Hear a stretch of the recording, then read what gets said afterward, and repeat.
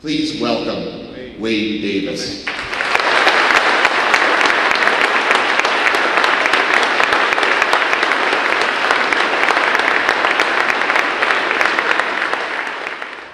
You know, one of the intense pleasures of travel, as I'm sure many of you have discovered, is the opportunity to live amongst those who have not forgotten the old ways, who still feel their past in the wind, touch it in stones polished by rain, taste it in the bitter leaves of plants. And just to know that in the Amazon, jaguar shamans still journey beyond the Milky Way, or that in the high Arctic, the myths of the Inuit elders still resonate with meaning, or that in the Himalaya, the Buddhists still pursue the breath of the Dharma, is to remember the central revelation of anthropology. And that is the idea that the world into which you were born does not exist in some absolute sense, but is just one model of reality. All of these peoples teach us that there are other ways of being, other ways of thinking, other ways of orienting yourself in social, political, psychological, and spiritual space. And you could think of this cultural web of life as being an ethnosphere. And you could define the ethnosphere as being the sum total of all thoughts and dreams, ideas and myths, intuitions and inspirations brought into being by the human imagination since the dawn of consciousness. The ethnosphere is humanity's great legacy. It's a symbol of all that we've achieved and the promise of all that we can achieve as a wildly creative and adaptive species. No biologist would dare suggest, for example, that 50% of all plants and animals were moribund or on the brink of extinction, because scientifically it is simply not true.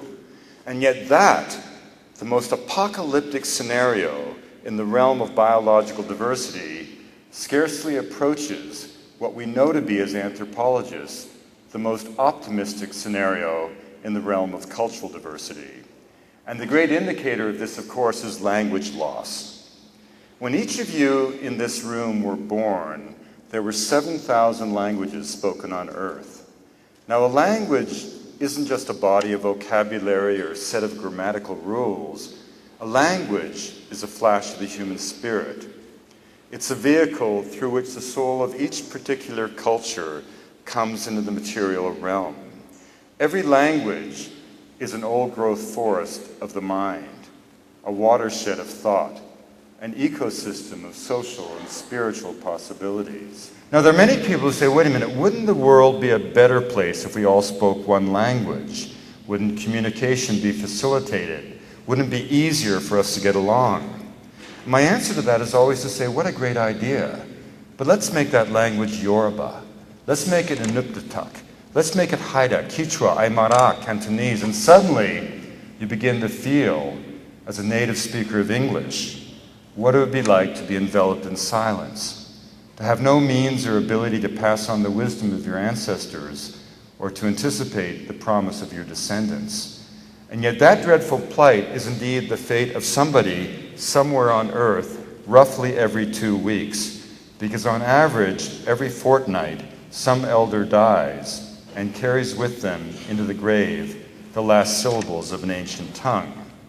But what is it that is at stake? And what do I mean by different cultures representing different ways of being? Well, we have a kind of conceit in the West that while we've been indulging technological wizardry, which is our great achievement, somehow the other peoples of the world have been intellectually idle.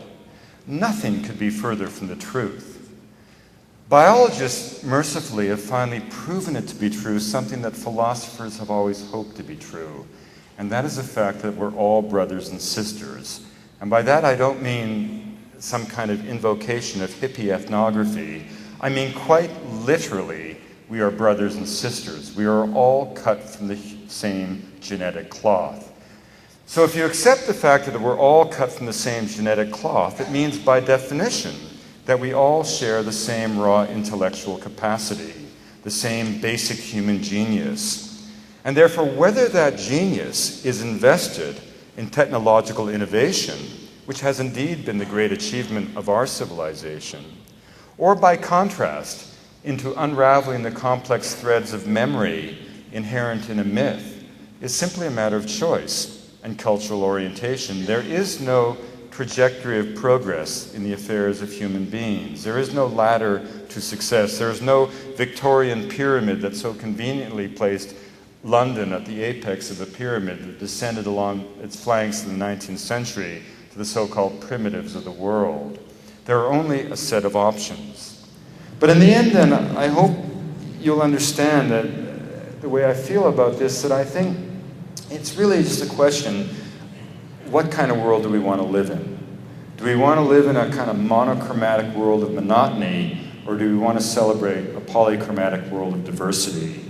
The great anthropologist Margaret Mead said just before she died that her greatest worry was as we drifted toward this sort of blandly amorphous generic world, not only would the entire range of the human imagination be reduced to a more narrow modality of thought, but we'd wake one day as from a dream, having forgotten that there were even other possibilities of life itself. The other peoples of the world aren't failed attempts at being us. They're unique answers to a fundamental question. What does it mean to be human and alive? And when asked that question, they respond with 7,000 different voices. And those voices collectively become the human repertoire for dealing with the challenges that will confront us in the ensuing millennia. These peoples aren't failed attempts at being us. They're unique experiments in the challenge of being alive. And the reason this is not simply an issue of human rights or romantic nostalgia is because culture is not trivial. Culture is not decorative.